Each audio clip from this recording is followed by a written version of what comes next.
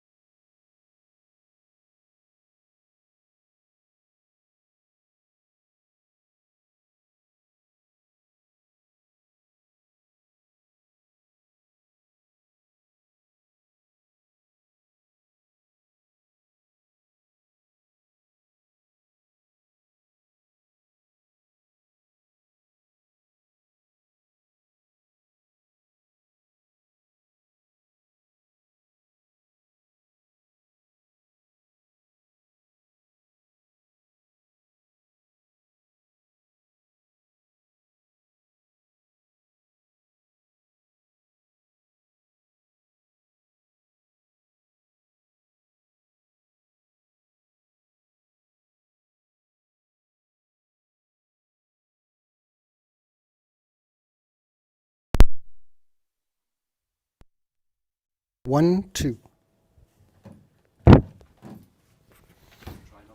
Yeah.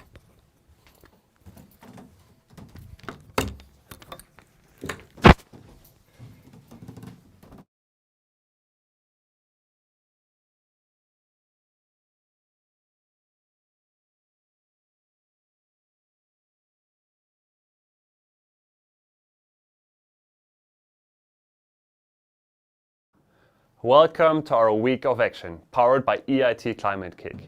This Week of Action is about celebrating innovators and entrepreneurs in the climate space who want to move towards a climate-positive world and fight climate change. We are EIT Climate-KIC. We are focused on generating knowledge and innovation through our community of partners in Europe and many countries all over the world to create innovations, to launch them to market, and also to help scaling them as well, to really impact our planet and move towards a positive climate world. I'm Daube. I'm leading the ClimAccelerator efforts especially, and we are having a panel today at 1 p.m. with our entrepreneur, VC, and corporate investor all around climate investment. But right now, we will be talking to Florian from Greenpass about his journey as an entrepreneur and his future plans. Before I introduce him, I think I want to tell you, audience, today is our day on land use. So if you have any innovation, any idea you're working on land use, please share it with us under the hashtag Destination 1.5. Hashtag Destination 1.5. Share it, make your idea, your innovation visible, and really let's celebrate you guys doing all that hard work with us together. So audience, you may raise questions to Florian. Be curious, challenge him, and really raise lots of questions, and let's see if he's here with us. Florian, are you here with us? How are you doing? Hi, I'm fine. How are you? Thanks for being here, and I will be asking you quite a lot of questions about yourself and your startup, especially first. Then I will ask you a bit more about the industry you're in, and then I will ask you lots of questions about yourself as an entrepreneur, your journey, and your future plans. At the end, we may have space for questions from the audience. So we'll use this session right now. Florian, tell us a bit more about yourself and your startup especially. Yeah, I'm Florian. I made my master in landscape architecture and planning at the University of Natural Resources and Life Science in Vienna. So back in the days, I was student assistant for building integrated greenery, so green roofs and green walls, as well as a junior researcher at the university. Following by being a technical manager by Green for Cities, which is our mother company, the International Competence Center for Urban Green Infrastructure, where I became international expert for nature-based solutions and especially the impact assessment of ecosystem services. So I've been very active in the EU R&D business and happy also to contribute, for example, to the EU Task Force for Nature-Based Solutions, as well as to several Horizon 2020 projects, which are all very, very important. Also happy to be, for example, the leading author of the Viennese guideline for facade greenery, as well as co-founder and CEO from Greenpass, the world's first software as a service for climate resilient urban planning and architecture. All right, Florian, can you explain us a bit more what the software in Greenpass is all about? I mean, we may have entrepreneurs in the audience who have never heard about this space. Can you explain us a bit more about this? Yeah, for sure. We are a 3-year-old climate tech startup, and analyzing, optimizing, and certifying the urban environmental impact of real estate and open space to enable livable cities all over the world. So it's a software-based technology which we have applied already by more than 150 developments in more than 10 countries. So beside Austria, we are also happy to have projects in cities like London, Milan, Amsterdam, Berlin, or for example in Vienna. To give you an example, the new IKEA city store, which has 160 trees on its building in Vienna, close to the Westbahnhof train station. It's the world's first Greenpass Platinum certified building, cooling the urban environment on a typical heat day by up to 1.5 degrees Celsius air temperature, and bringing a lot of more benefits regarding biodiversity, energy, air, also the water management, rainwater management, and of course the most important topic of microclimate and urban climate adaptation. Very good. Thanks, Florian, for explaining this. And tell us a bit more. What's the vision of Greenpass? How do you see that company and its impact in, let's say, 5 years? Our vision is quite clear. We have founded Greenpass to enable livable cities all over the world. So Greenpass always has been developed as a worldwide tool, because climate also doesn't stop at the border. And therefore there's a worldwide need and demand to really improve the quality of life in our cities and to make them greener. And we are really happy to setting this world standard with Greenpass for climate resilient urban planning and architecture, and being a complementary certification system to well-known green building certificates, which are focusing on the interior, while we are focusing on the exterior, on our urban environment, to really have a straight impact by using innovative digital software tools to improve the climate resilience and the performance, the impact by implementing nature-based solutions and green infrastructure in our urban area to let the successful urban climate adaptation happen. That sounds very good. I mean, I really like your vision, and thanks for moving this forward. I will ask one challenging question then. And how many countries do you want to be in 5 years? I mean, how many buildings or with how many cities do you want to work with in the next years? It's hard, of course, to answer, but so far we have this 150 developments in 10 different European countries. We're actually preparing the next steps. The Greenpass Livable Cities team is actually strongly growing, and consists out of 15 very enthusiastic people. So we are a very diverse and same time customer-centric team, also ready for the next level, and actually also preparing and finalizing a next investment round, a late seed, early Series A round, to really scale our services, especially in Middle Europe, but also ahead that. We also had first proof of concept in US, for example, where we are very happy, also probably soon in Australia and New Zealand. So there are quite a lot of countries in the world which need our services, and there is this clear need to really improve the quality of the urban life and our life. And therefore, hopefully a lot more countries will come to the list, will join the list. And what is also very important, we do that not alone. So also there are 150 projects. We have more than 30 trained urban climate architect partners. So that's part of our business model. They are in 8 different European countries, trained regarding urban climatology, the basics of green infrastructure, and how Greenpass works, so that they can use it independently by their projects in their individual markets, so that Greenpass can be applied in best case by every project in the future, worldwide. Thanks for explaining all these points. You're mentioning a couple of points there, and I want to deep dive in a few of them. You were mentioning a bit different countries and markets. Which one would be your ideal market or most interesting or biggest market to be active in the world? What do you think? Yeah, of course, the European market is very well developed. So urban planning and architecture is also on a very high level at these countries. So it's very important because lower developed countries have other challenges, still some other challenges, unfortunately. Even they still have to cope with old challenges, of course. But especially the DACH region, so Germany, Austria, and Switzerland are very important for us, and very especially in the building construction field. Also, the level is very high, so also in terms of guidelines and regulations and stuff like that. So, all these holistic issues can be covered within the design phase, and all these developments. But Europe is large, also. France, for example, and UK are very interesting. Benelux, because their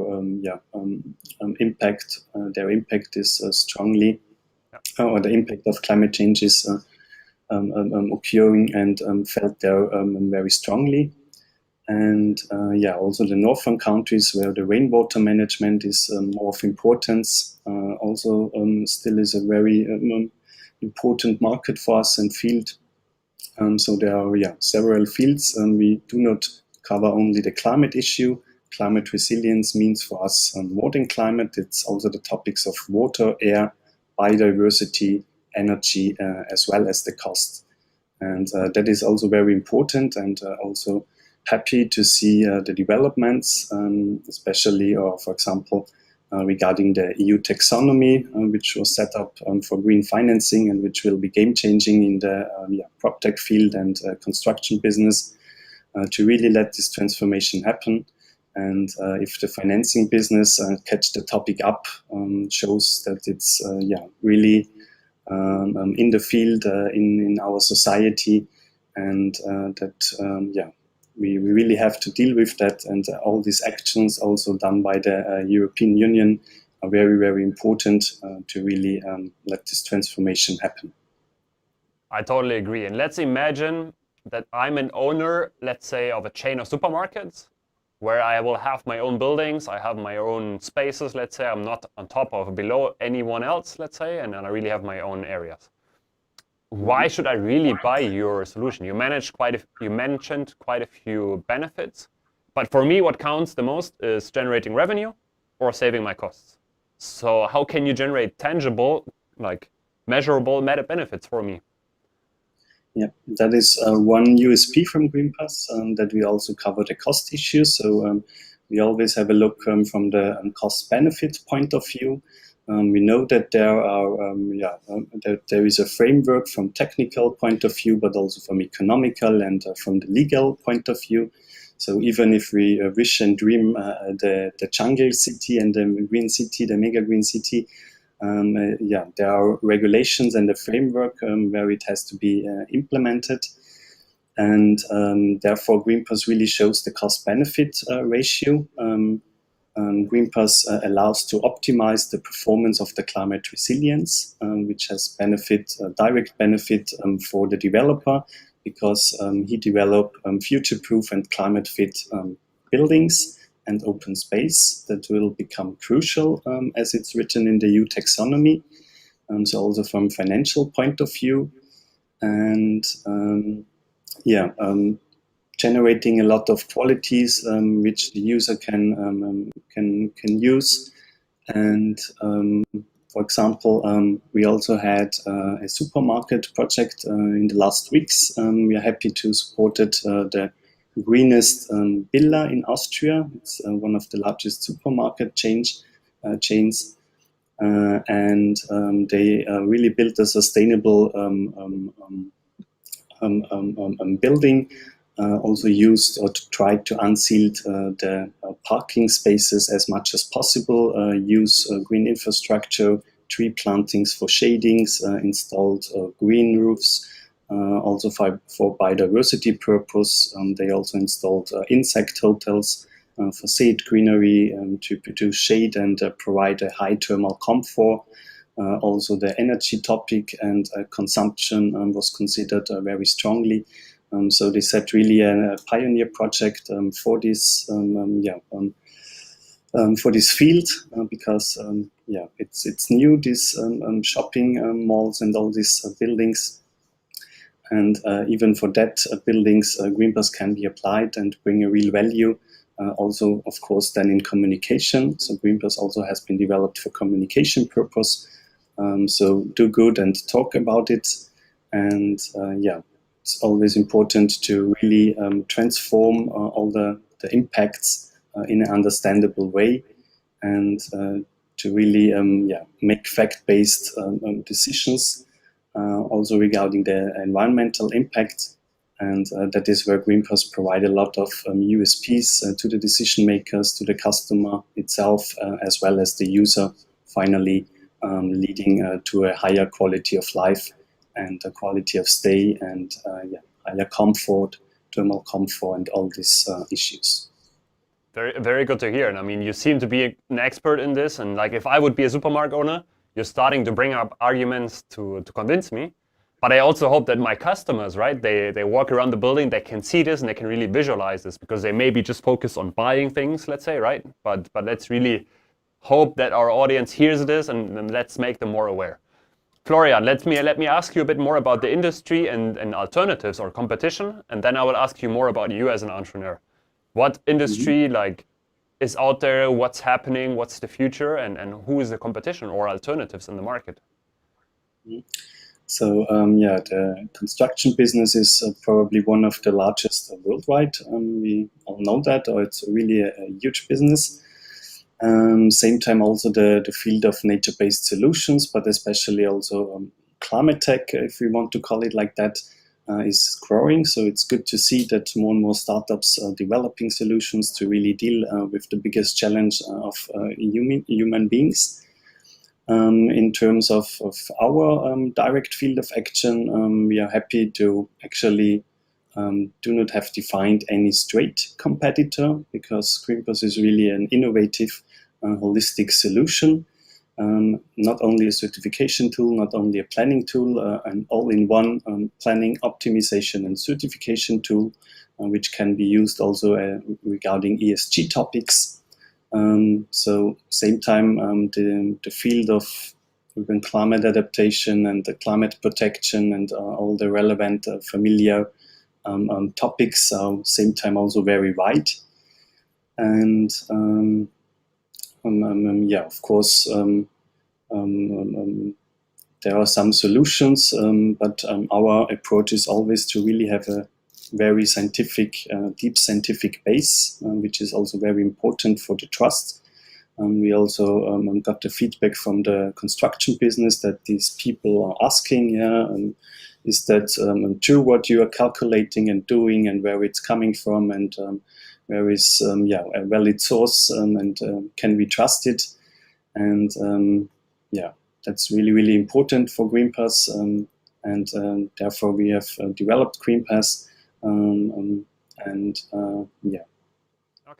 Okay, very good. Let me ask you about yourself as an entrepreneur. So what makes you wake up every single day to do this work? I mean, what inspires you? What makes you wake up every day? To make our cities greener, because I have a personal problem to live in cities, to be honest, because I do not feel comfortable there. They are so much gray, very dense. The green is missing, and I miss the nature, and that is the reason what motivates me in an intrinsic way. Same time also to really have a straight impact by using Greenpass. So we're really happy that And we have a straight impact, environmental impact, by every single project which we support. So we're really happy to get the feedback from partners and customers telling that things are possible, which was unimaginable years ago, because that the tree makes dust with his leaves and costs money, and we do not want that there is a shade, and several arguments. And really happy that this is changing in society and in our community. And really happy to be part of this movement and to really also have a direct contribution.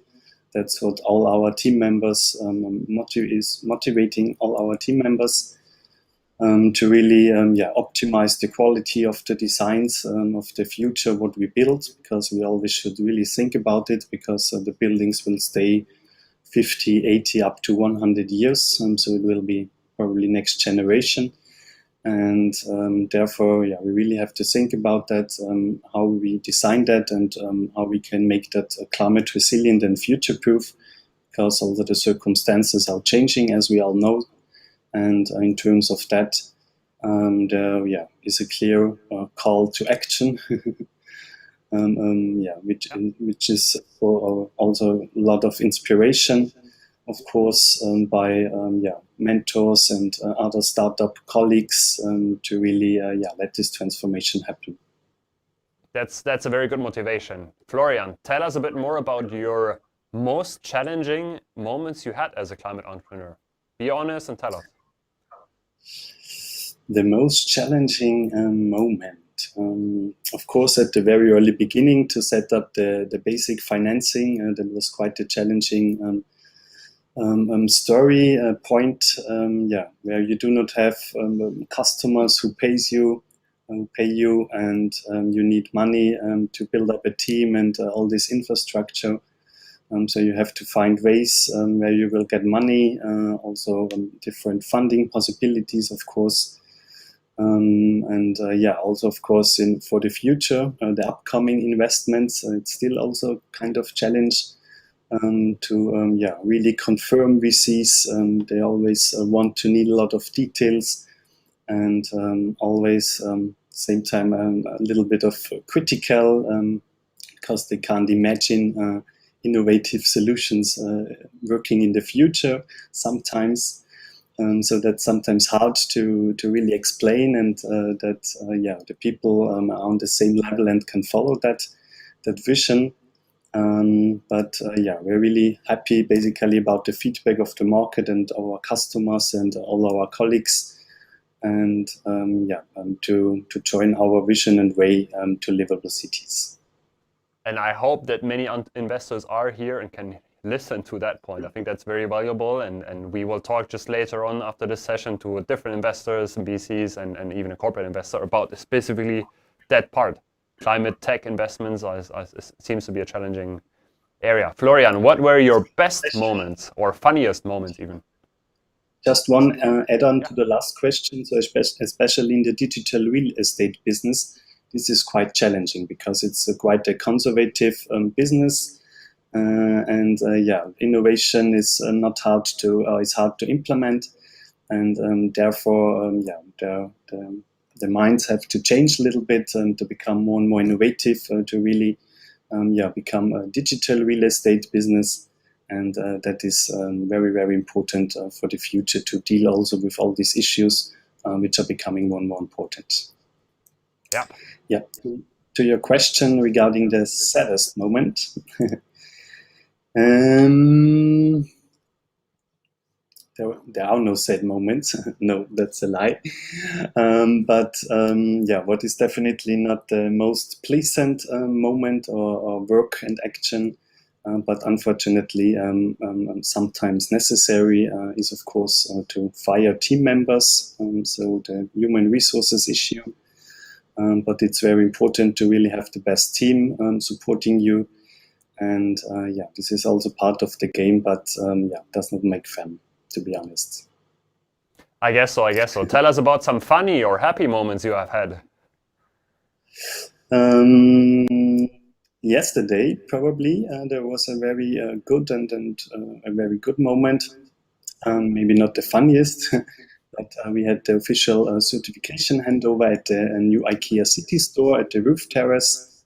It was 8 o'clock in the morning, so very early, because we typically start at 9. So to be at 8 o'clock somewhere else, it's really early. But it was really a nice weather, sunshine, really lovely, and happy to be on this terrace with the CEO from IKEA Austria, as well as the Austrian Federal Minister, Mrs. Gewessler, where we have awarded officially and hand over the certification of the first, or for the first Greenpass Platinum certified building.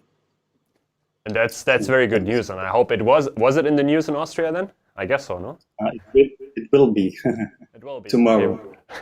Okay, so we're taking one step ahead, and I hope that many people will visit the center and also realize what's happening around that building. Florian, tell us a bit more about, you just mentioned a bit recruiting. Who's in your team? What's your team about? I mean, and I think that's a very important topic for many people out there. Mm-hmm.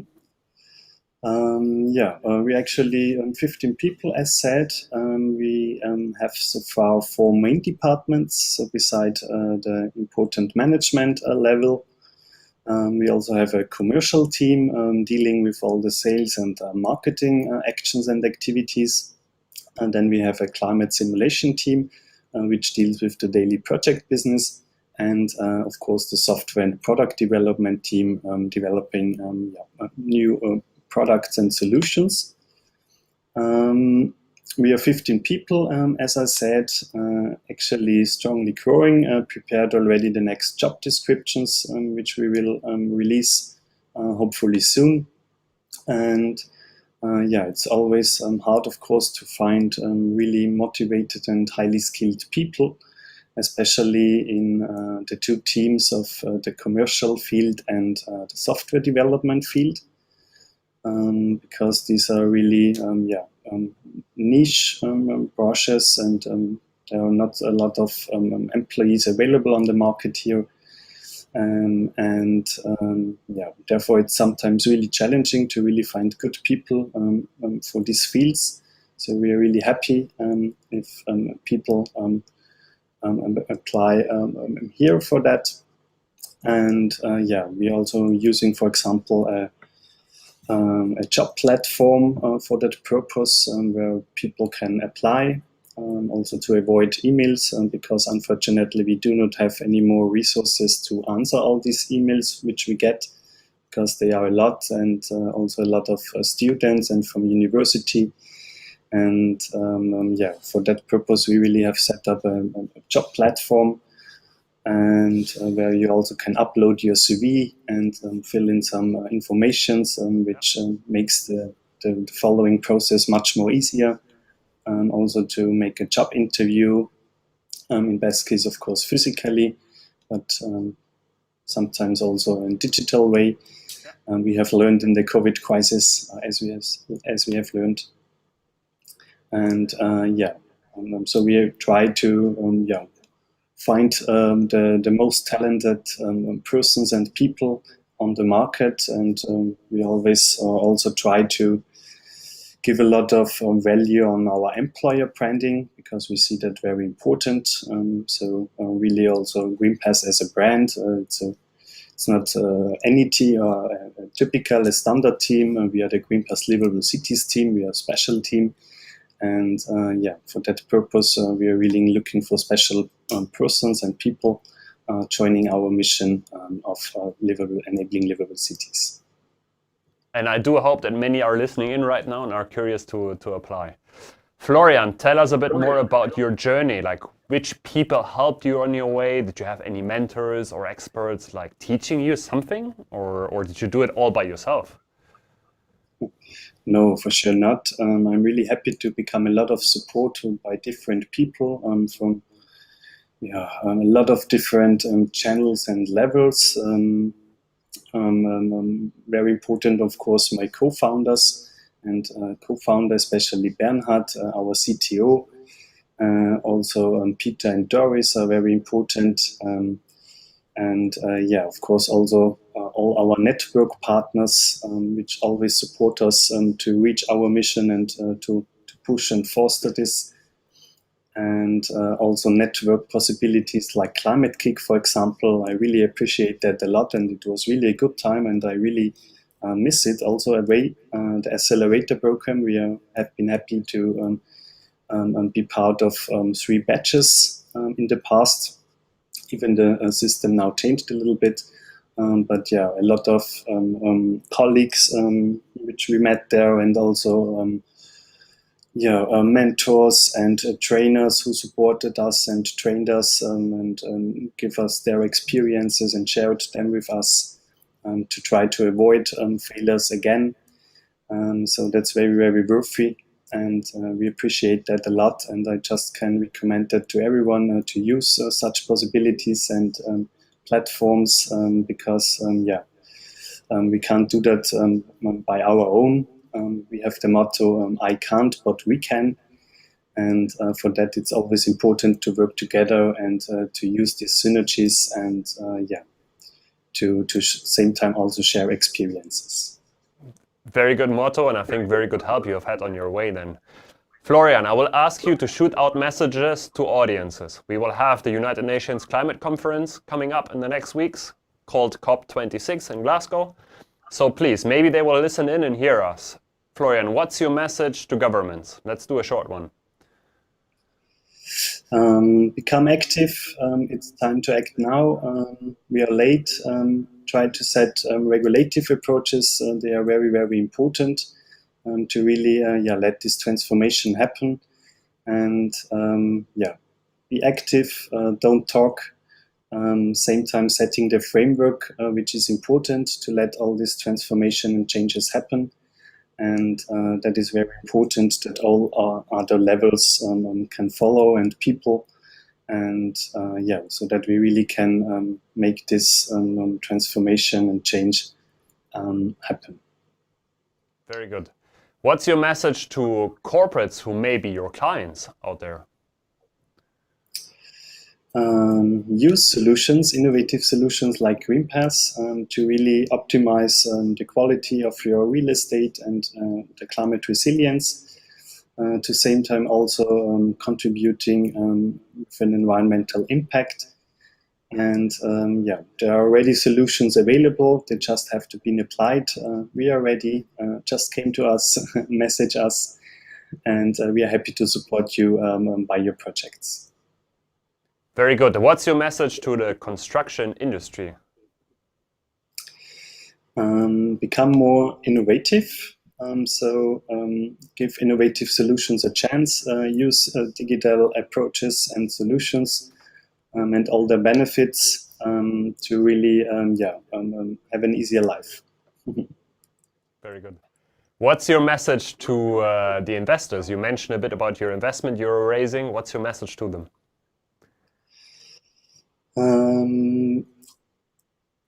Invest in innovative solutions.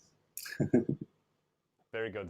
And then the last one, and then audience, we will come to your questions. Please raise any more questions to Florian.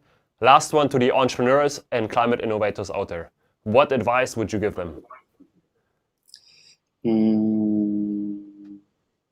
Do networking, so try to use all these chances because together we can reach more, and try to always keep on your track, even it's not always easy, of course, and try to have a long brief.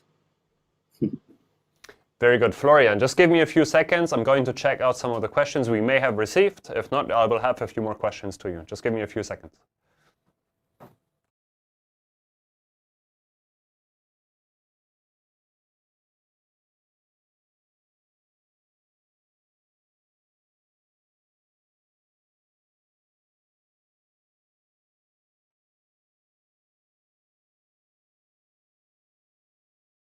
Okay, Florian, I've got at least 3 questions coming up, maybe a few more. Let's see. First one, is Greenpass affordable for smaller businesses or startups? And how much do these projects typically cost? Yes, so all relevant officers and companies in the field of urban planning, architecture, landscape architecture, sustainability can apply Greenpass by themselves after they become an urban climate architect and have successfully passed the pilot phase. And yeah, we have specific service items, which is the base for the revenue share. Actually, this is project-related revenue and pricing, while we actually transform that to a real software as a service pricing, so an abo system, also providing attractive pricing systems for entire real estate portfolios. But at the same time, it can be, of course, used for single developments and also for small companies and startups. Yes. Okay, thank you. Next question. If you could change one single thing that may been preventing you from reaching your most ambitious goal, what would that be?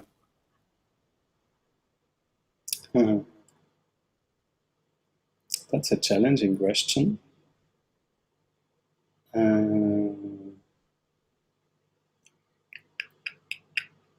How to answer? I'll repeat it. Let's think about it. If you could change one single thing that may have been preventing you from reaching your most ambitious goal, what would that be?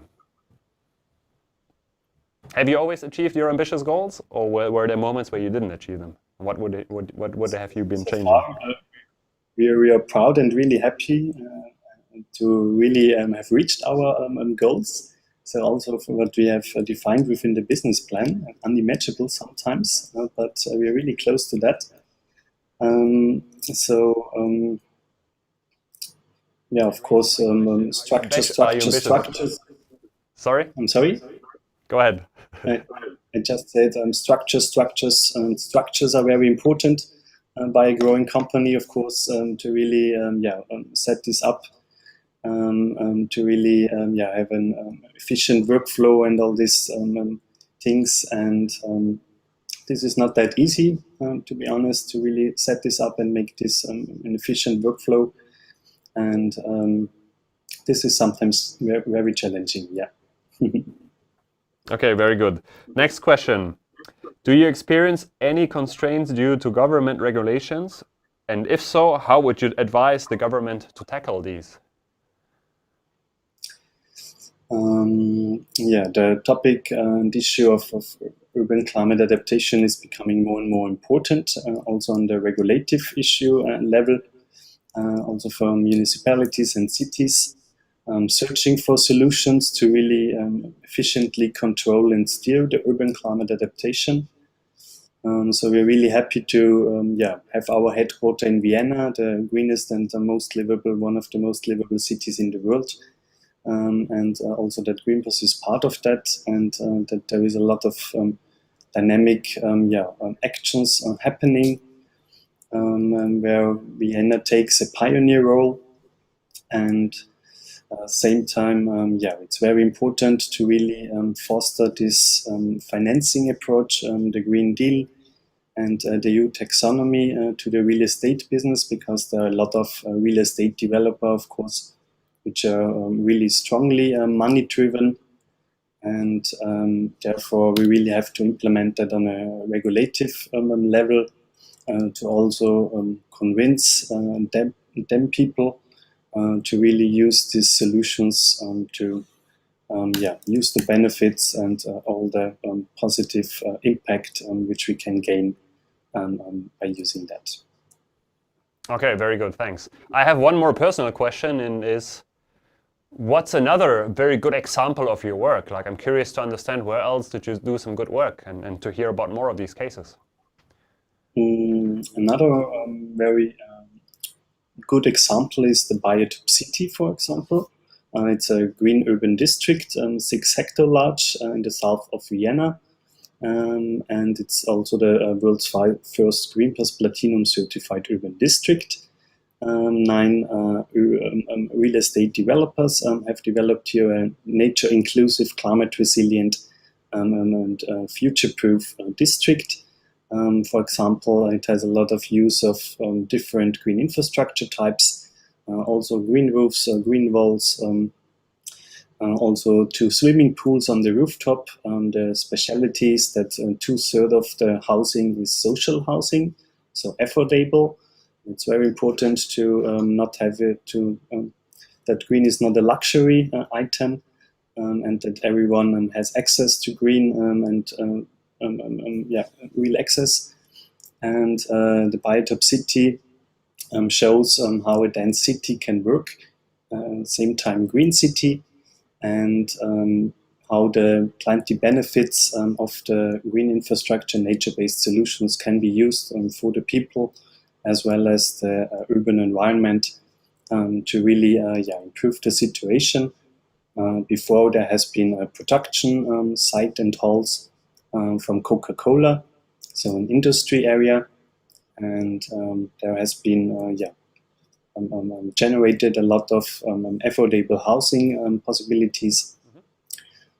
Also, it's a car-free district, so cars are under the ground.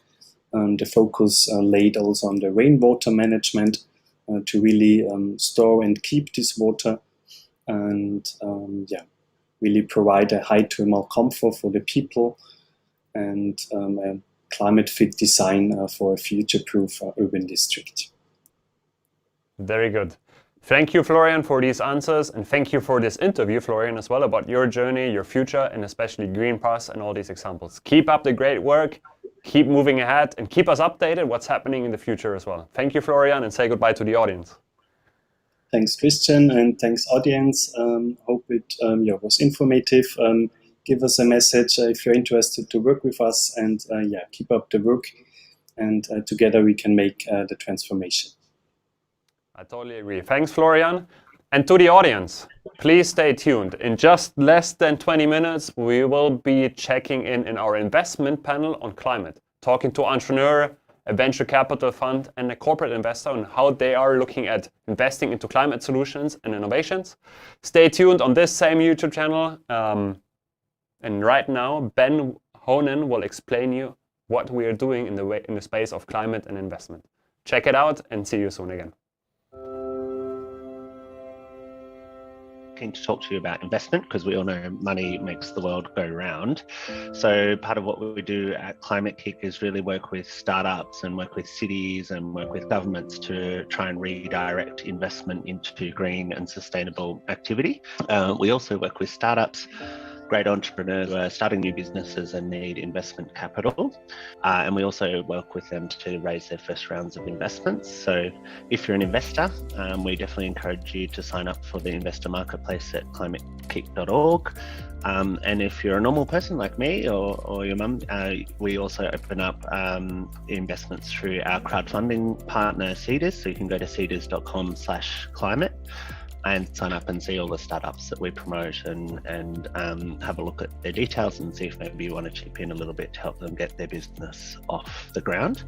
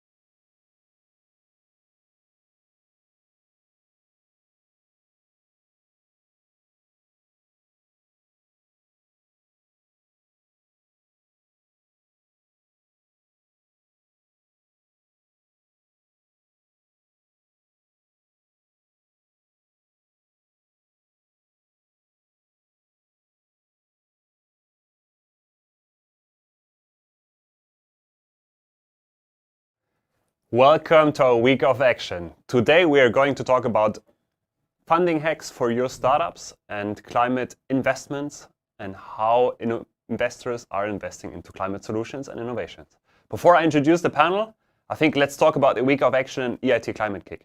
In the week of action, we want to celebrate climate innovators and entrepreneurs out there all over the world who are every day working hard on creating solutions which really fight climate change to move towards a climate positive and resilient world. In EIT Climate-KIC, that's our big purpose. And we are doing that by generating knowledge and innovations with our community of partners all over Europe and the world. That's what we're here for. I'm Christian Daube. I'm leading the efforts of growing the community of ClimAccelerators, which are helping innovations to scale, to market, and to scale internationally in very diverse countries.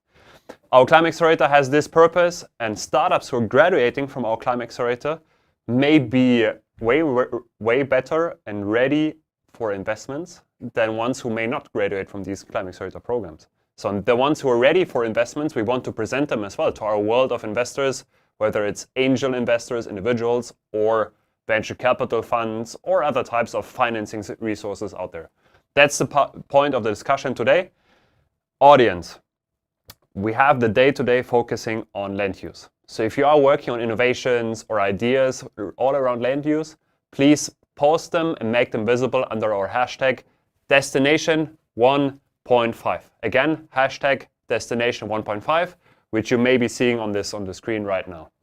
So, audience, feel free to ask questions. Challenge our panelists, challenge our participants. Be curious and ask many questions. There will be time after this session to really ask and answer your questions to the panelists. I do believe I have my panelists with me right now. Let's have a look. Here they are. Okay, I would like to introduce quickly Cristina Muñoz. She's leading and co-founding Bound4Blue and entrepreneurship. We've got Carlos Montero Ruano here. He is the CTO of Agbar, basically, Suez, Spain. And we've got Nick de la Forge here. He is a partner of Planet A Ventures. Hello, everyone. How are you doing? Well, I suppose I can go first, so everything is great. Thank you for having us here. Just raise your thumbs up. All right, good. Can I please ask Cristina to go first and introduce herself, and we will take this order all the time. Cristina first, then it's Carlos, and then it will be Nick afterwards. We'll take that order, and then we may switch during the session. Cristina, go ahead and introduce yourself and the business you're working on. Okay, so I'm Cristina. I studied aeronautical engineering a lot of years ago, and my final project in university was about Bound4Blue. We saw that there was an opportunity, that there was a problem, and there was a market. And I, together with my two co-founders, also Jose Miguel and David, decided to launch Bound4Blue as a company. And what we do at Bound4Blue is deliver wind-assisted propulsion technologies, basically rigid sails, automated rigid sails, to reduce the fuel consumption and pollutant emissions of vessels. And with that, we can get at around 30% fuel savings. So that's a lot of money and a lot of emission savings at the end of the day. Thank you, Cristina. Carlos, go ahead. Very much, ClimAccelerator, for the invitation. I'm Carlos Montero. I'm the Chief Technology Officer of Agbar, Suez, Spain. And that means that my role is to integrate technologies in the portfolio of the company. And I can do it in mainly two different ways. One is through our research centers with internal developments or collaborative research projects with the universities and other research centers. And in the other the other way is to do technology watch, to find and search for new technologies, for spin-offs, for startups that are launching new technologies in the area of the environment and water. Agbar is the leading water company, environmental services company in Spain and some countries in Latin America, and belongs to the Suez group that is also one of the leaders worldwide. So everything that is in terms of providing new solutions to our customers, either municipal or industrial, we are happy to check and we are happy to help them to grow. Thank you, Carlos. Thanks. Nick, go ahead. Hi. Hi, also from my side, Nick de la Forge, my name, and I'm dialing in from Berlin. I am one of the founding partners and GPs of Planet A. Planet A Ventures is an early stage deep tech fund, and I founded Planet A because I'm driven by the thought that we have one planet, our Planet A, and we have built an economy which is operating outside of these planetary boundaries that our planet has, and we need to change that. We need to build a sustainable economy. And in order to do so, I know that we will be dependent on regulatory change, on changing customer behavior, but also on innovatory solutions. And with Planet A, we are absolutely convinced that it's not sufficient to only invest into software solutions, but we also are looking to finance hardware solutions and already have been doing so. And what's driving us as Planet A in our core is that we conduct so-called life cycle assessments per investment that we take. This gives us a very quantitative approach and allows us to not only put a new technology onto a scale of between light and dark green, but we are suddenly able to quantify the impact potential of a company. And we think that this is absolutely necessary to make the right investment decisions, not only for what's going to bring good returns, but more importantly, what are the big impact changes. Thank you, Nick. So I will ask some questions first to Cristina, being an entrepreneur in startup. Then I will go ahead with Nick from the venture capital side, right? And then with Carlos more from the corporate side. So let's ask them a few questions. And audience, remember to ask many questions to them as well. Cristina, tell us a bit more about how was your journey as an entrepreneur, raising different funds, and go ahead with that one first. So when I started, I had just finished university, so I was a very good engineer, not with that much experience within technologies, but at the end with a lot of knowledge in the technical side. But I had no knowledge in the business area, so I had to perform several courses in business management and keep learning to build a business. So throughout all these stages, so at the beginning and later on in a more advanced stage, right now where we are scaling up and starting in this full commercialization phase. So that was a challenge for me.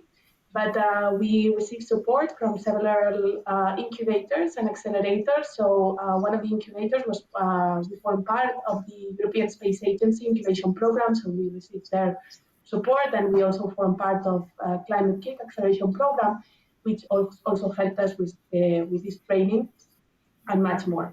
And one of the most challenging things when you start companies like Bound for Blue is that the project is a hardware-based, offers hardware-based solution, also software-based, but in essence, it's a hardware thing. So building this technology in the research and development phase was pretty expensive, and with our own funds, it was not enough. So we had to address business angels, family offices, and venture capital. And we've been successful in raising like about 10 million euros. And recently we were awarded by EIC with approximately 10 million additional funding for the next stage. That's very good to hear. And tell us a bit more. How does the public funding ecosystem work? I mean, what opportunities are out there for entrepreneurs? In our case, public funding has been key, and it's not the majority of the funding that we have received. Like approximately 60 to 70% is coming from private investors, specifically investors coming from the shipping industry and the business angels network here in Spain. And we also have a corporate and a family office, but we have no venture capitalists. So private funding has complemented very well with the public funds. So we have received funding both from Climate-KIC, participating in the acceleration program. We also received the College Initiative funding. And we have received we were granted 2 projects from the European Union, which has enabled us to deploy our technology into 2 segments of vessels. And we have also received regional funds coming from ENISA and CDTI, which is part of the Ministry of Science and Innovation here in Spain, which has been key for this research and development phase. Okay, that's very good to hear. And thanks for telling us a bit more about this journey. Nick, I would like to come to the venture capital side, and I would like to ask you, how can startups make themselves more attractive to venture capital funds like you guys to start with? I think it's an old question, and I think part of the answers are the same that we already have known for a long time in the typical venture capital game. I think what really helps you as a founder to understand or to improve your odds is to understand how a venture capital fund works. And I could explain that in depth here, but I encourage you to go onto Medium and find out what is behind a GP-LP structure to really understand, okay, what are needed returns for a venture capital fund to invest into you, and also understand their decision-making structure. That can, I think, greatly improve your odds.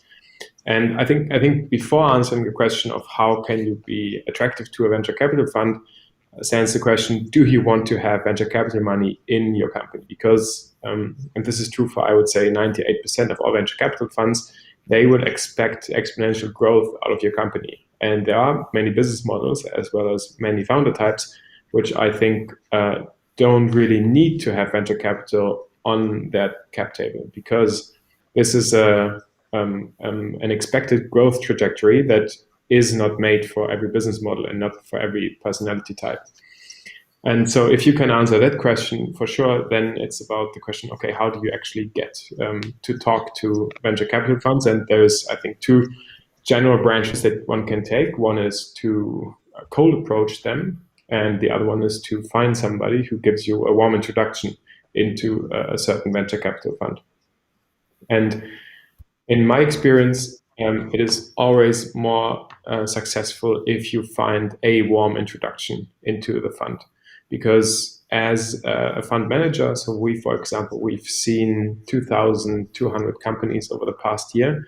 And so we have to put our attention to something. And what is a good first quality gate if a deck or an introduction comes from somebody we already know quite well, and that is also a person who usually has an understanding of what we would like to invest into, and therefore is already pre-qualifying within our investment thesis. I think that's also something which is very important to keep in mind. If you are raising a seed round and you're talking to a fund which is historically only investing to Series B and upwards rounds, then I think you're wasting your time on trying to find an angle into that. So keep the following things in mind. Find out what the investment thesis of a fund is. They usually are very open about it in either their website, or you can find that on Crunchbase and see what kinds of rounds they participated in previously. Try to get warm introductions, preferably by people who also have some name. So it probably doesn't make sense to find a student who has met somebody once at an event. I don't think that that's a high quality introduction. I think you should, the higher the quality of the introduction is, the greater your odds of success are. Thanks for this advice. And Nick, there's one question I heard of many times from many entrepreneurs. They're saying, I'm in hardware business, very capital intense, like no VC is investing in me because we're not exponential. They think we're not exponential. What do you think about them? I mean, why, and like, are VCs going to invest into this or not? What do you think should happen? So luckily, this is now changing. I would say that this already has changed quite significantly, not nearly enough, but quite significantly over the past 2.5 years. So we have, for example, companies like Earlybird, which historically have been very much so focused on software investments, and they have now invested into ESA Aerospace, which is a space tech company, which is incredible, but also promises exponential returns if everything goes well. And then in the area that we are now operating in, the four of us, there is more and more funds coming onto the landscape. So, for example, we have basically the most established funds like Breakthrough Energy Ventures, which have been investing into hardware for years already. And then we have that entire new block of funds coming onto the space, and they all have an appetite for hardware. This is, of course, always a corridor, and some are more eager to invest into hardware than others. But I think that is something which is changing. And to not take too much ahead of what we're also going to potentially talk about, but what's also changing is that different funding methods for these more capex intensive solutions are now being onboarded. So on the one hand, we have private equity funds which are understanding that green tech is becoming a bigger deal, and that these green tech companies don't directly correlate with the expected holding periods of a venture capital fund, which is something between 4 to 7 years, but maybe might be a bit longer. But the private equity funds are eager to get into that at a later stage, and so there is a good room for secondaries as liquidity events if funds need to get off their shares. And then on the other hand, what is also something which can be seen, and I think we will see more extensively in the capex intensive space, is project-based financing. So let's say I'm the manufacturer of bio-derived materials, an alternative to plastic, and I have a proof of concept, or I have more than an MVP on my material, then I'm suddenly able to say, okay, I need to build a 100 million facility. I have proven that I can build these facilities and operate them. And so I take up debt. I don't need to build on equity anymore because I have customers who will purchase the products, and I can prove that to my bank, and suddenly the more risk-averse capital givers, they are also starting to think about this project-based financing, because as you know, there is a big need to allocate capital in general. Thanks to hear about these tendencies and especially these examples. I think they will serve and help the audience. Carlos, tell us a bit more about the corporate view on investment into climate solutions or incorporating with these climate solutions. What's your view, and what are you doing in that space? Yeah. First, it is great to hear Nick about the venture capital description. I fully agree, of course. And it is very interesting because he made a very nice description of the role and the space in the world of investment of venture capital. And this is very complementary with the role of corporates. Why? Because he mentioned a couple of very relevant things in terms of risk, in terms of capital investment, that also Cristina mentioned, where corporates have a different approach respect of ventures. First, typically when we as a corporate investment want to invest in a technology, we are always driving by the market and driving also somehow for the complementarity of this technology with our own portfolio. That means that we are not so demanding in terms of growth. In particular, the water market is a very, a market with low margins. So we are less demanding typically than a venture capital. We are not expecting a so larger and quicker growth as a typical venture capital demands.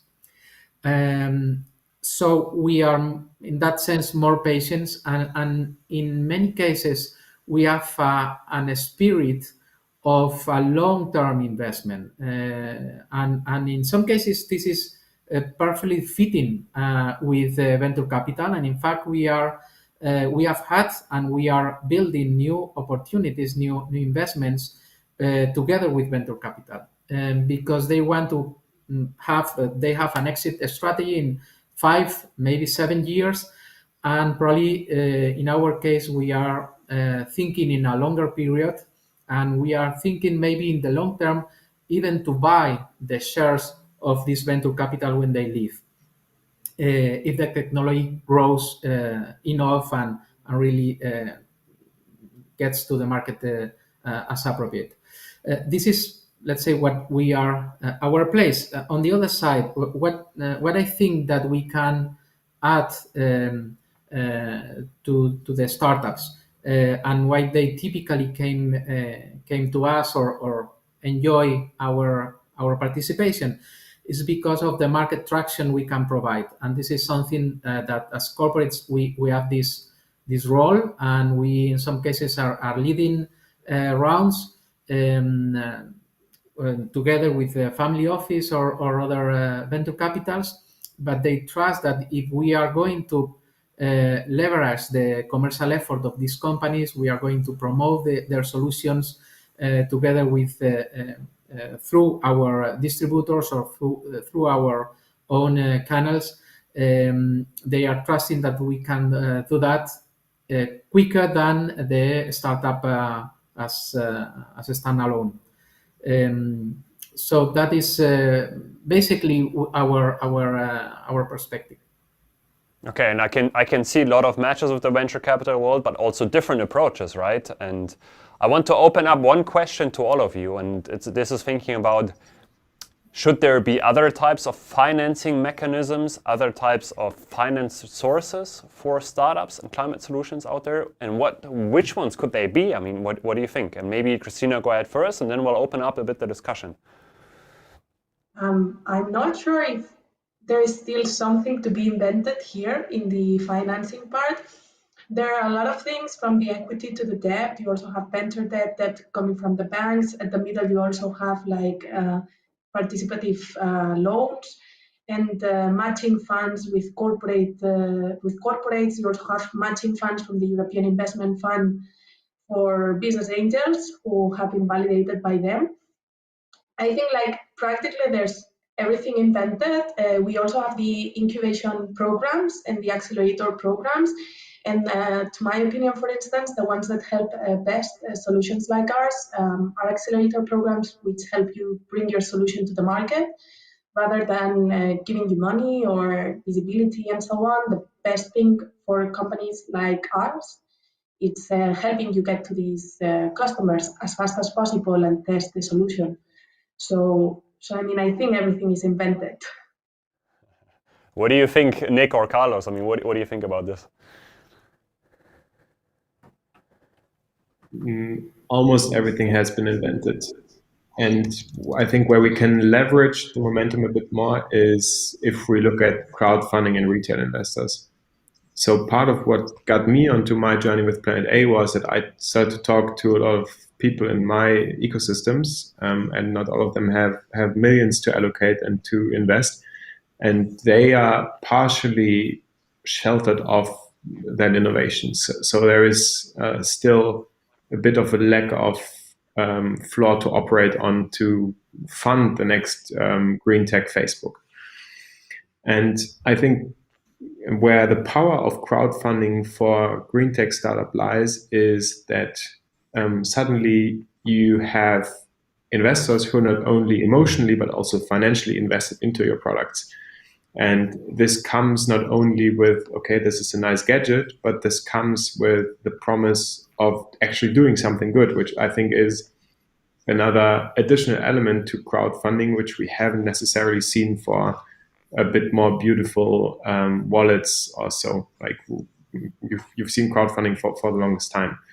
I think that's on the one hand. And then on the other hand, what we're currently seeing is a couple of very innovative companies who are trying to let retail investors invest into venture capital funds or private equity funds. So there is this element of democratization to it. And I think that's also a very, very interesting trend to observe, because then this relieves you as a retail investor of the duty of having to diversify yourself from a portfolio perspective, but suddenly you're able to invest into a professional fund manager, which has the possibility to do so. So, Carlos, I mean, you're somehow between both areas. Cristina saying a bit, okay, we can also grow with our customers and through lots of mentorship and help. Nick is saying there are different ways of financing. I mean, and you're collaborating in different ways. To which approach would you agree more, and what do you think? Well, probably, of course, they both are right. Ideally, if you can grow with a customer, that's great. Sometimes that is not as quick as the company needs. I think there are plenty of instruments. What I would suggest is to the startups is to really get a good advice on what is the kind of instrument they need, because we know a few of them only typically, and I am almost new in this world, and I get surprised from the really different kind of instruments. But sometimes the startups don't have a strategy of financing in the long term. And so in some cases they are asking for a round and they change their mind and ask for a crowdfunding. And then it is a mess if you want to make a round B, because there are many people there. And and sometimes they get too diluted, and so they have a very few value for themselves in the company, because they didn't thought on other non-dilutive instruments. So for the startups, please really think about what is your the strategy that you need for your finance. I just would like to add something that is for the market. It is we have in Spain, I'm not sure if it is something in other countries, an instrument that we call Compra Pública Innovadora, that is something like innovative public tenders. It is an instrument for the administrations to promote the purchase of innovative solutions, that is premieres, that is the first release, or to build something new that could be repeated, and the administrations get some incentives, that is more public money, to do this. This is something that helps to open the market, because one of the limitations for climate technologies is the cost, and is there is sometimes not a direct relation between the investment and the economical return. So we have to integrate this kind of help in the market, and also we have to start thinking in other things apart of purely the return of investment in monetary terms. I do like that last phrase, and I like your way and how you're looking at these approaches. So I want to ask one question. You're all working in different industries or sectors in some way when it comes to climate. But what are areas in climate which need to be covered even more still, whether we're still really lacking to cover it and really lacking to help them even more? What do you think? Where should we help more? I mean, I think that to my market. So shipping has not adopted technology for a lot of years ago. There is a lot to happen there. It's a market that VCs and business angels really don't know that much unless they come from this industry. And I think there are great entrepreneurs here trying to push their solutions, and they need money. It's not just about, our company. It's I'm speaking like more generally, ocean solutions to preserve our planet in the ocean. I'm sorry to push it to my side, but when you enter, you see that there's not that much investment going on here. Completely valuable argument. Nick, Carlos, what do you think? Where should we be more active? Yeah, I think. Sorry, please, Nick. Oh, please go ahead. Oh no, I think sometimes I'm missing technologies for decarbonization of the economy and of the industrial activity. So there are many technologies that claim to be carbon neutral, or that they help to decarbonization of the economy. But when you really look closer to those technologies, they are not. They have open loops for the carbon dioxide. So they sometimes capture this carbon, but they don't do anything with it, or they make, for instance, something that could look very, very nice. That is, I take the carbon dioxide to make biofuels. So, well, that's great. But when you burn that biofuel, then you are again liberating this carbon dioxide to the atmosphere.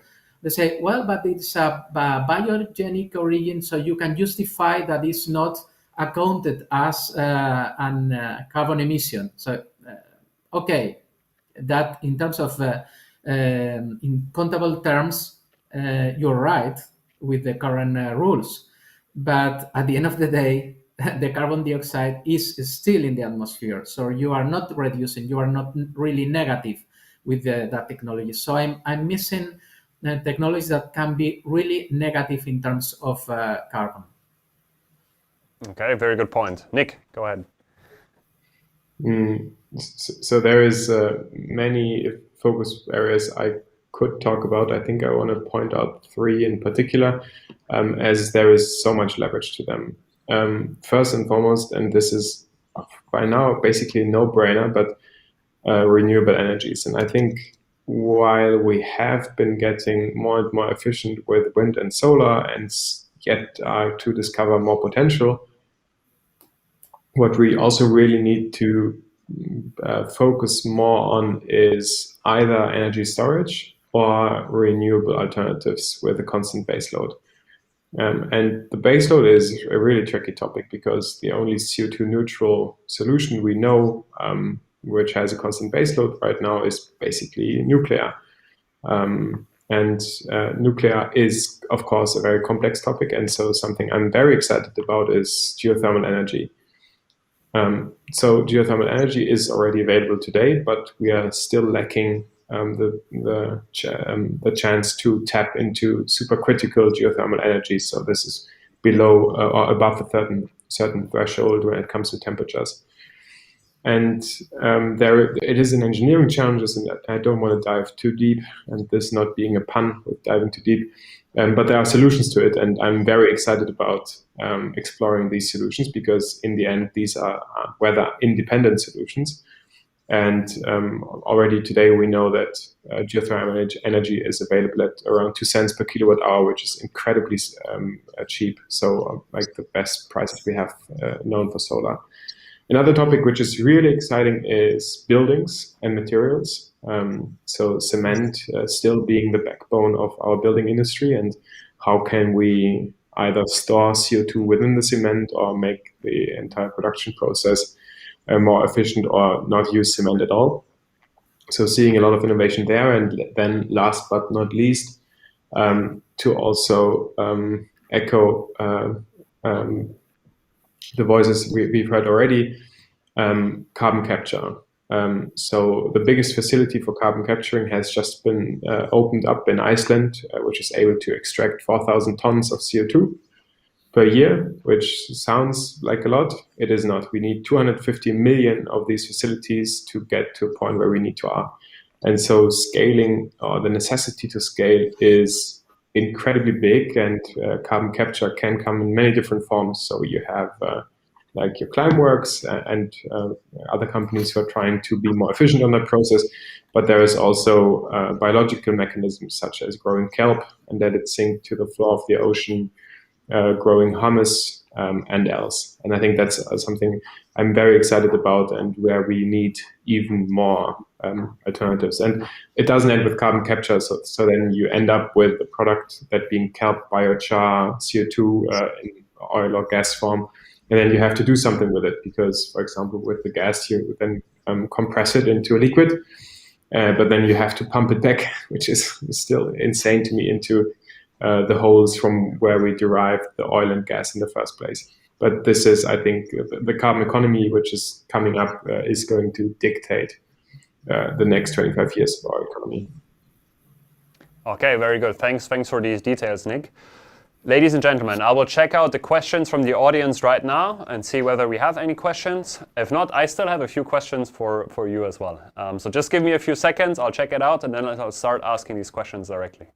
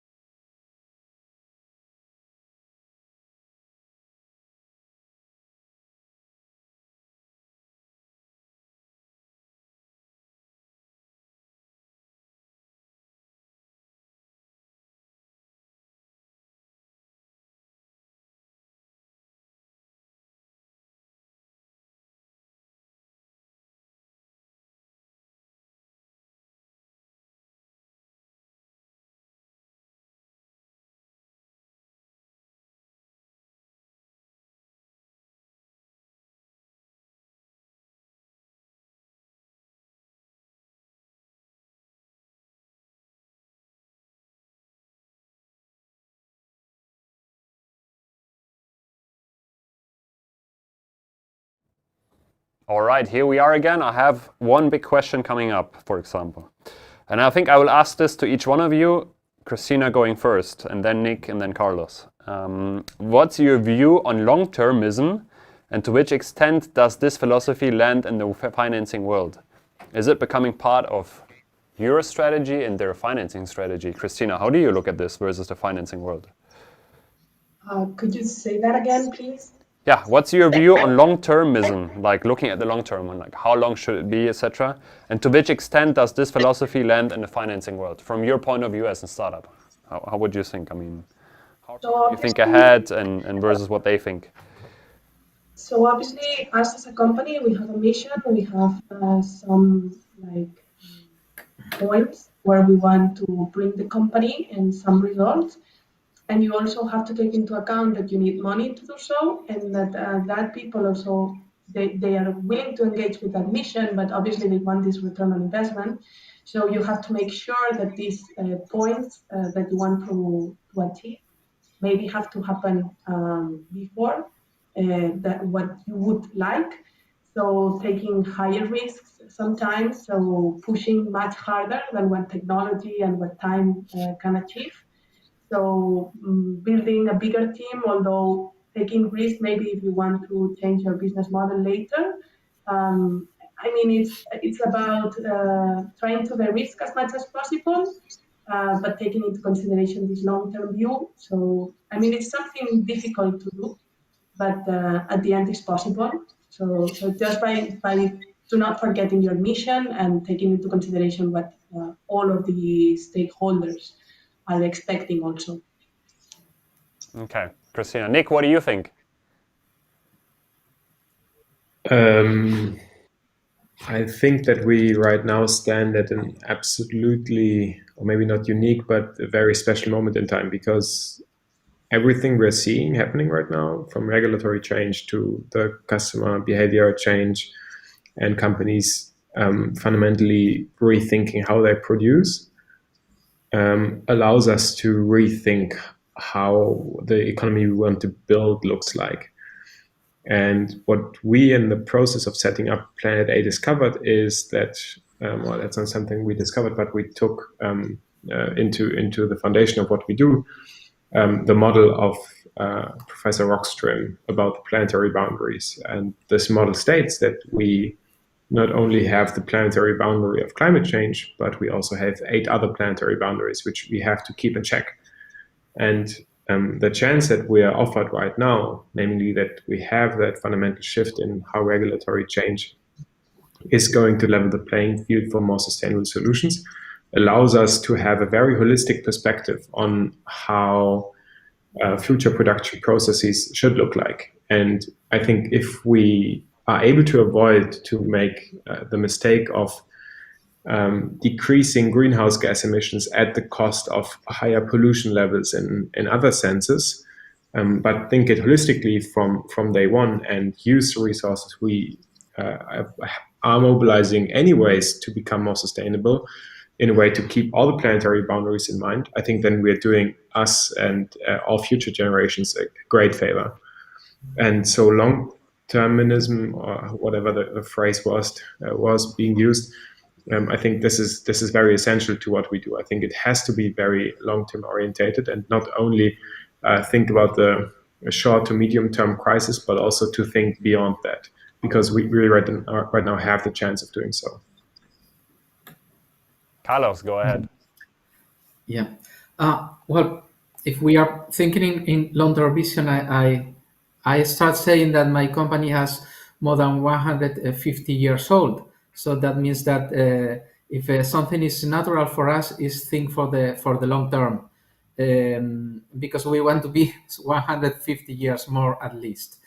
And for that, we need to change something. Because it is true that the society and the claims and the social behavior and the social requirements are changing, and that means that we have to offer new things and to develop new solutions for the society. Our role as a traditionally water company is changing.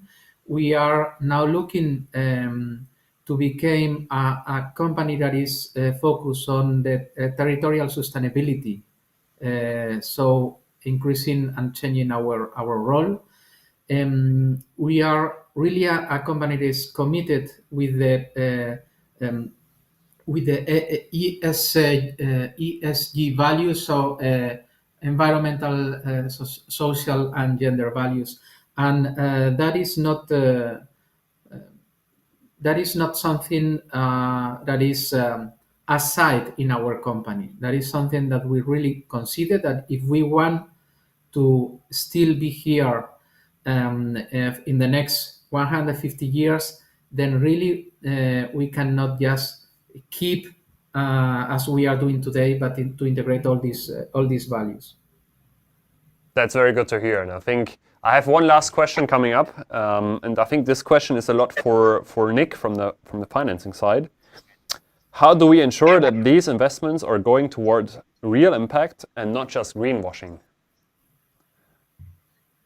I love the question, and I think it's going to be the crux of this entire green tech financing stream 2.0 that we're currently seeing. And I believe that we need scientific precision when doing investment decisions, because we are coming out of an economy where most decisions were taken on the basis of very high quality financial data and basically non-existing impact data, whatever impact data means in that sense. It could be only CO2, could also be water being used, waste produced, and so on.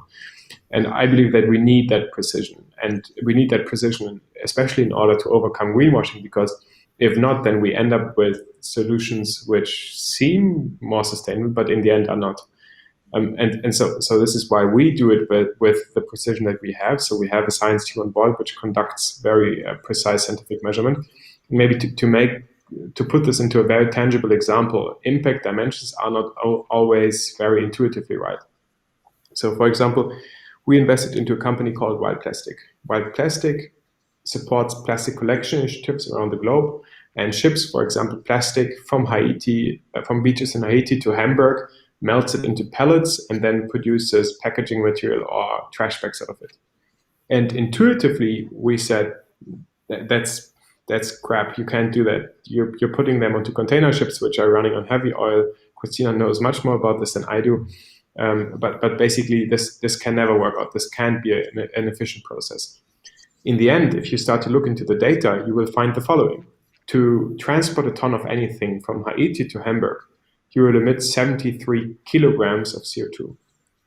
In order to produce a ton of virgin plastic, so new plastic, you will emit 6.5 tons of additional CO2. And this shifted our perspective fundamentally of how important it is to save the transportation miles compared to how important it is to save the emissions through the production of virgin material. And we not only have that example with Wild Plastic, we have that at many different cases, and we need to have that holistic perspective in mind when undertaking decisions. That is purchasing decisions, but that's also investment decisions.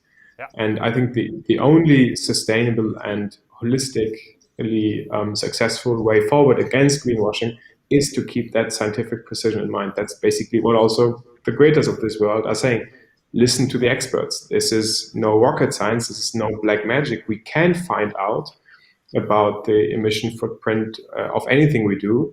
We just have to keep it in mind. And yes, that is work today, but there are many super smart companies which are working on ways to accelerate that process of bringing transparency to the supply chain at the moment and already have working products. So with that power, we can take more sustainable decisions. Okay, very good. Thanks for this example. And I would like to continue this conversation way more, but we will have to wrap up the session. I will ask you to wrap up the session by giving one advice to the entrepreneurs and innovators out there. What would it be? And afterwards, you can also say goodbye to the audience. Cristina first, then Nick, then Carlos. So I would take of Carlos' insights before that I think we applied at the beginning, and be aware of what investors you bring. Not only how is this going to be structured in terms if it's equity-based or more debt-based, but also how are these people, because it's like a marriage at the end of the day, and you will be by their side and in a long term. So be aware of that, and also if you need investment, at what time. Very good. Nick. What to add? Whatever you have in your mind, do it. The time is now, and it's not a question of should we do either that or that. We need, we only learned that yesterday, we need 7x the speed that 7x the speed we theoretically would have if the countries would actually apply the standards or the measures that they have in mind. We're not nearly doing enough, and everything we can do, we have to do. Carlos. Well, that's great. So, my suggestion, in addition to those of Cristina and Nick, is to focus on the market, not in the technology. So maybe you are the parent of that great technology, but don't get too much in love with it, because maybe you need to think and to reshape and maybe to pivot that technology and to shift from one business model or from one application to another. Think what market needs you are really excelling, where you are really good, and do the trial and error. So don't be afraid of making something that is not perfect, but you have to really test in the market as soon as possible. Very good advice. Thanks to all three of you. We have had Cristina Muñoz here, co-founder of Bound for Blue, Nick de la Forge, partner at Planet A Ventures, and Carlos Montero Ruano, CTO of Agbar. Thank you all three for joining us. Say goodbye. Thank you. Bye. To the audience, let's have a look at our next sessions and how the day was. Bjarke, come over. Join me here. Hey, Christian. How are you doing? I'm good. How are you doing? I'm good. It was a really interesting session you just had. So I really liked how they finished up with also the kind of call to action, like whatever you can dream, whatever you have on your mind, and go out and do it. I think that was a really good message to get out there. And I think also what we've been trying to do the whole week, the whole day, with our theme of the day is also to encourage people to share some of their dreams out there under the hashtag destination 1.5. So we have it right there. So you can keep sharing it. So we love what you're sharing, and just keep it coming. And Christian, I don't know, did you know that citizens can actually do a lot in terms of supporting the Earth? How? Like, how would they do so? Well, one of the things that you can do is that you can plant or foster native trees. Second thing, which I really like, is that you can grow your own food. So really getting into growing your own food. And then the last thing is to avoid pesticides. So really stay away from that. And I think we both want to hear from you out there. If you have other great examples, then please do share under the hashtag destination 1.5. Thanks, Bjarke. I think your session this morning with your Climate Fund organizers, engaging these citizens, creating ideas, was very interesting and curious as well. Audience, stay tuned. This afternoon at 4 p.m. and 5 p.m. Central European Time, we will be listening into some of our young innovators, as well as some of our journey participants, telling about their journey and what they're doing in climate innovation. And then tomorrow, we will be continuing with way more topics and way more sessions on our Week of Action. See you soon again. Bye-bye. Thank you, guys. Bye.